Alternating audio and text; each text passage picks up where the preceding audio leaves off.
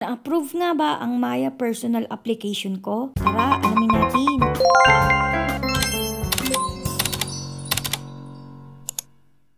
So, nung nakaraan ay nag-upload ako tungkol sa Maya personal loan application ko. Nga, after 3 months ay na-offera na rin ako para magkaroon ng personal loan dito sa Maya. So, sino ba naman ako para hindi ko i-grab yan? Dali-dali ako dito pumunta sa loan at nag-apply ako para magkaroon ng personal loan dito sa Maya. Tapos yun nga, after ko mag-fill out ng mga form ay sinabi na after 72 hours, mara-review pa daw at dun malalaman kung approve ba ako or hindi. So dahil ang dami na nga rin nangihingi ng update, ay ti-check na natin siya ngayon. Ito na nga, inopen ko na yung Maya ko. Click ko na agad yung loans at makikita nyo na agad dito yung please try again another time. Meaning, hindi ako na-approve at rejected yung application ko. Dito, naisip ko na baka kapag clinic ko to, ay mailalagay silang reason dito kung bakit ako reject. Di naman kaya ay pwede rin ako agad-agad makapag-reapply. So kaya ang ginawa ko is clinic ko to.